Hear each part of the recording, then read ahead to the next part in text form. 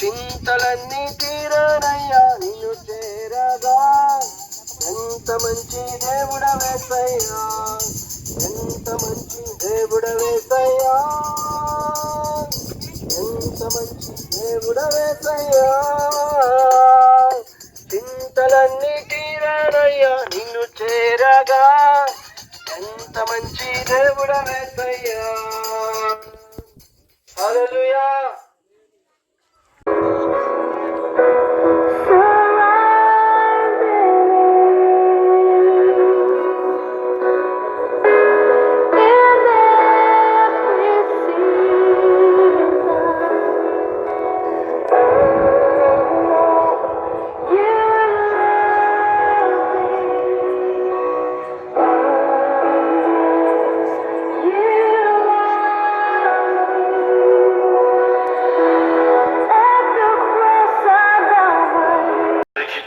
అనుకూలంగా తన జీవితాన్ని మలుచుకున్నాడు.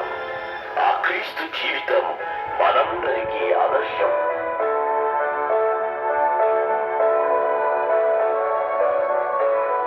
ప్రియ సహోదరి సహోదరుడా, తల్లి గర్భం నుండి భూమిపై అడుగులిన ప్రతి మనిషి కారణ జన్ముడే.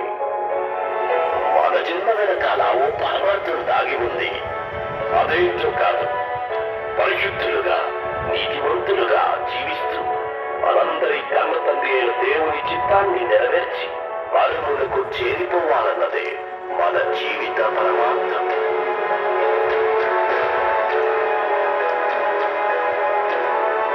క్రీస్తులా మనందరం మన జీవిత పరమార్థాన్ని ఎరిగి తండ్రి చిత్తాన్ని నెరవేర్చి పరలోకానికి చేరిపోవాలని ఆశిస్తూ మీ సహోదరులు. యేసుక్రీస్తు ప్రభువారు ఆయన మన కోసం వేదన పడ్డాడు, దెబ్బలు తిన్నాడు, అవమానించబడ్డాడు, ఉమ్ములు ఊహించుకున్నాడు, కొరడా దెబ్బలు తిన్నాడు, ఆఖరికి సిలువ కూడా వేయించుకున్నాడండి.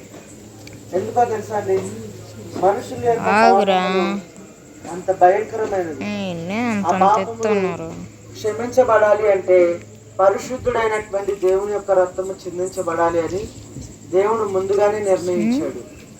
ఆ నిర్ణయించిన ప్రకారంగానే ఆ నిర్ణయాన్ని నెరవేర్చడానికి కోసమై యేసుక్రీస్తు ప్రభువారు వచ్చారండి. మనుషులు ఇష్టానుసారంగా జీవిస్తూ ఉన్నారు కదా, అనేక పాపములు చేస్తూ అనేక రీతిలుగా జీవించి మరణించి నరకానికి వెళ్ళిపోతా ఉన్నారు. ఆ నరకం నుంచి తప్పించబడడం కోసమే యేసుక్రీస్తు ప్రభువారు మనుషుల పాపములు క్షమించి వారి పరలోక రాజ్యం వారసులుగా చేయడం కోసము ఆయన మన కోసం ప్రాణదారు చేశాడండి. వాళ్ళారా వారి పాపములు క్షమించబడతాయి, వారి దేవుని కుమారులుగా చేర్చబడతారు, దేవుని కుమార్తెగా చేర్చబడతారు. వారు చనిపోయిన తర్వాత చూడండి, నమ్మి బాప్తిస్మం తీసుకున్న వారు రక్షించబడతారని ప్రవేశిస్తారు. వారు చనిపోయిన తర్వాత వారి ఆత్మను నరకానికి వెళ్ళకుండా పరలోకానికి వెళ్ళాలి అని ఎంతో తపన పడ్డాడు యేసుక్రీస్తు ప్రభువారు. నా పిల్లలు నా పోలికలో సృష్టించినటువంటి పిల్లలు పాపం చేసి నరకానికి వెళ్ళిపోతున్నారు అని ఆయన ఆ నరకం నుంచి తప్పించబడడం కోసమే ప్రాణత్యాగం చేస్తాడండి. అంతేకాదు ఆయన తిరిగి మూడో దినాన పునరుత్థానుడిగా తిరిగి లేచాడండి. చూడండి, చనిపోయిన వ్యక్తి మూడవ రోజున లేచినటువంటి వ్యక్తి ఎవరైనా ఉన్నారా అంటే ఒక యేసుక్రీస్తు ప్రభువారు మాత్రమే.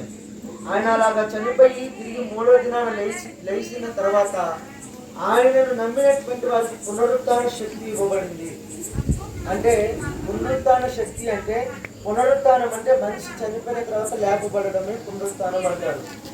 ఈ లేపబడడమే కాదు, ఈ లేపబడినటువంటి వ్యక్తి పరలోకానికి వెళ్ళేటటువంటి మార్గాన్ని సారాలు అర్థమైందమ్మా. కాబట్టి ఆ మార్గం చేస్తా ఉన్నాడు. అవునా కదా? ఇందులో దేవుని ప్రేమ ఉందండి. ఏ ఒక్కరు నరకానికి వెళ్ళకూడదు, ఏ ఒక్కరు నశించుకోకూడదు, అందరూ బాగుండాలి, అందరూ ఒకరినొకరు ప్రేమించాలి, అందరూ మంచి జీవితం కలిగి ఉండాలి అందరూ సత్యాన్ని గ్రహించాలి నేను అని బండ ఎక్కుతా ఆయన బండ నమ్మకంతో ఎక్కిన ఆయన ఆత్మతో మమ్మల్ని అందరినీ తీసుకొని వచ్చాడు మన వాళ్ళ మాకు ఇంటికాడ చాలా ఫ్యామిలీలు ఉన్నారు అందరికీ ఎన్ని పనులు ఉన్నాయి డబ్బు కేటాయించి డబ్బు ఖర్చు పెట్టుకొని సమయం కేటాయించి ఈరోజు సేవకుల మీద కొన్ని దాడులు కూడా జరుగుతున్నాయి. ప్రాణాన్ని క్రితం తెగించి మీ దగ్గరకు వచ్చాము అంటే ఎందుకో తెలుసా, అది దేవుడి ప్రేమ కోసం. అర్థమైందా? మాకు రావాల్సిన అవసరం కూడా లేదు. కానీ ఎందుకు వస్తున్నామంటే ఏ ఒక్కరు నశించిపోకూడదు. ఇప్పుడు చెప్పండి, మీలో ఎవరైనా ప్రభువుని నమ్ముకుంటాం వల్ల, మీలో ఎవరైనా ఆయన నమ్మి బాప్తిస్మం తీసుకొని సంఘానికి వెళ్ళడం ద్వారా మాకేమైనా వచ్చిందా చెప్పండి? మాకేమొచ్చింది? ఏమి రాదు.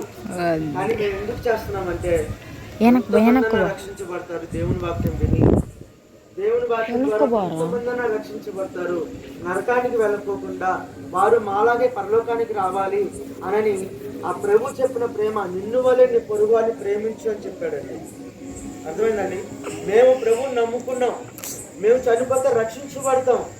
మాలాగే మీరు కూడా ప్రతి ఒక్కరు రక్షించబడాలి అని గ్రామాలకి వెళ్ళి వీధి వీధి తిరిగి సువార్తను ప్రకటించి దేవుని వాక్యము ప్రకటించి ప్రేమించేవాడు, సహాయం చేసేవాడు, వారి పాపాలు క్షమించి వారిని ఆశీర్వదించి మంచి జీవితం జీవించే విధంగా చేయడము, దేవునికి సాక్షిగా ఉండే విధంగా ఆయన చేస్తాడండి.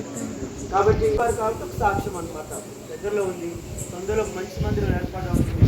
ప్రభుని నమ్ముకొని మందిరానికి వెళ్ళండి, మారు మనసు పొందండి, పాపాలు ప్రభు దగ్గర మొక్కుకొని బాప్తిస్మం తీసుకొని మందిరానికి వెళ్తూ దేవునికి సాక్షిగా మనం ఉందాం. అలా ఉండి అంతము వరకు నమ్మకంగా ఉన్నవారు రక్షించబడతారు. అదేనమ్మా. కాబట్టి మీరు రక్షించబడాలనేది ఈ ప్రయాసం. మీరు ఎవరికైనా ఒంట్లో బాగోకపోతే చెప్పండి, దైవసేవకులు ఉన్నారు, ప్రార్థన చేస్తారు. సో మీరందరూ రక్షణ నిమిత్తం ఇప్పుడు ప్రార్థన చేసుకుంటాం. మీరు కూడా నాతో పాటు ప్రార్థన చూపించండి. అయ్యా మమ్మల్ని రక్షించండి, ప్రభువా మమ్మల్ని రక్షించండి. అయ్యా మేము నిన్ను నమ్ముకున్నా నీ దగ్గరకు వచ్చావు ప్రభా. నువ్వు మా చెయ్యి విడిచిపెట్టే దేవుడు కాదు, నువ్వు కఠినాత్ముడు కాదు ప్రభా. నువ్వు ప్రేమ కలిగిన వాడు అని, నువ్వు ప్రేమించే దేవుడు అని, కనికరించే దేవుడు అని నేను మీ దగ్గరకు వచ్చాను ప్రభా. నేను నమ్ముతున్నానయ్యా, నన్ను రక్షించండి. నా ఆత్మ నరకానికి వెళ్ళకూడదు. నా ఆత్మను రక్షించే సామర్థ్యము కలిగినటువంటి దేవుడవు, నీకు సర్వాధికారం ఇవ్వబడింది ప్రభా. నన్ను రక్షించండి ప్రభా. అయ్యా నేను విశ్వసిస్తున్నా, నా ప్రభుగా నా రక్షకుడుగా నా హృదయంలో రండి ప్రభా అని మనం హృదయపూర్వకంగా ప్రభుని అడుగుతామండి. మేము హృదయపూర్వకంగా ప్రార్థన చేసుకున్నామా? ఉన్న పక్షాన్ని మేము ప్రార్థన చేసుకోండి. మనం ప్రార్థన చేసుకోండి. మీరు చేసే ప్రార్థన దేవుడు ఖచ్చితంగా వింటా ఉంటాడు. ఖచ్చితంగా దేవుడు వింటాడు. ప్రార్థన దేవుడు అంగీకరిస్తాడు. మిమ్మల్ని దేవుడు స్వీకరిస్తాడు. ప్రార్థన చేసుకుందాం. మన మధ్యలో ఉన్నటువంటి దైవ సేవకులు భార్య భాష గారు ప్రార్థన చేస్తారు.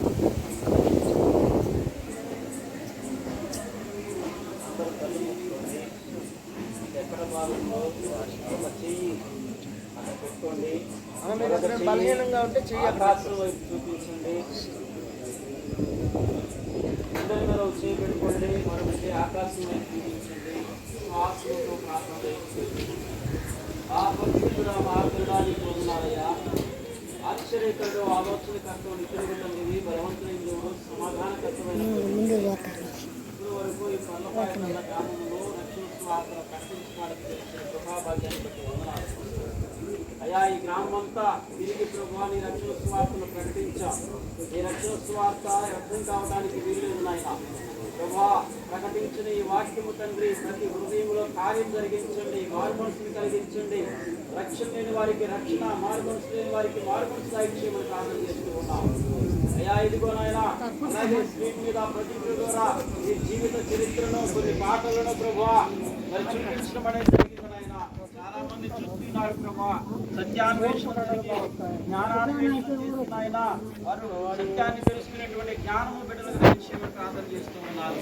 దయానికి వందనాలు ప్రభా. ఈ యొక్క బిడ్డల నాయన తమ శారీరక బాధపడుతూ ఉన్నారు. మీ యొక్క రక్షణ కోసం, మీ యొక్క స్వస్థత కోసం ఎదురు చూస్తా ఉన్నారు తండ్రి. ప్రభువా స్వస్థపరిచి యెహోవాను నేనే అన్నావు తండ్రి. విశ్వాసరహితమైన ప్రార్థన రోగిని స్వస్థపరుచున్నావు తండ్రి. ఇదిగో ప్రభువా నీ నామములో ప్రార్థిస్తుండగా ఎవరైతే ప్రభువా బలహీనతల చేత, రోగముల చేత, భయంకరమైన వ్యాధి చేత బాధపడుతున్నారో నజరేయుడైన యేసు క్రీస్తు నామములో లయమైపోవుగాక. నీ రక్షణ కార్యం జరిగించండి, నీ స్వతంత్ర కార్యం జరిగించమని ప్రార్థన చేస్తూ ఉన్నాము నాయన. ఈ ధ్వని యంత్రం ద్వారా వాక్యాన్ని విని ఉన్నారు తండ్రి. అయినా ఈ రక్షణ స్వార్థను విని ఉన్నారు ప్రభువా. వారి ప్రభువా ఎవరైనా మరణ పడక మీద ఉన్నట్లయితే, ఎవరైతే రోగములతో బాధపడుతున్నవారు మరణ పడక మీద ఉన్నట్లయితే ప్రభువా, కుటుంబ సమస్యలతో, ఆర్థిక సమస్యలతో సతమతమవుతున్నవారు ప్రభువా, వారిని ఇప్పుడే ప్రభా ముందు స్వస్థపరచమని, సమస్య నుంచి విడుదల చేయమని ప్రార్థన చేస్తూ ఉన్నాం ప్రభా. కూడిన ప్రతి బిడ్డను మమ్మల్ని మీ చేతులకు అప్పగిస్తుంటూ మా ప్రార్థన ఆలకించి శారీరక బలహీనత నుంచి స్వస్థపరిచినందుకు, సమస్య నుంచి విడుదల చేసినందుకు, ఆర్థిక ఇబ్బంది నుంచి విడుదల చేసినందుకు మీకు స్తోత్రాలు చెల్లిస్తూ నజరేయుడైన యేసుక్రీస్తు నామమున అడిగి వేడుకొనుచున్నాము తండ్రి. ఆమేన్ ఆమేన్. ఆశీర్వాదం. మన తండ్రి దేవుని ప్రేమ, కుమారుడైన యేసుక్రీస్తు కృప, పరిశుద్ధాత్మ సహవాసము, పరిశుద్ధాత్మ స్వస్థత ఇప్పుడును ఎల్లప్పుడూ కూడి వచ్చిన మా ప్రియులందరికను, దూర ప్రాంతం నుంచి వచ్చిన దైవసేవకులు, పరిసరికును, వారి కుటుంబాలకును, వారి ప్రయాణములకును, మాకును ఎల్లప్పుడూ తోడయుండి క్షేమంగా, ఆరోగ్యకరంగా, ఆశీర్వదకరంగా, దీవెనకరంగా నడిపించును గాక. హల్లెలూయా హల్లెలూయా. యేసు రక్తమే జయం. ఆమేన్.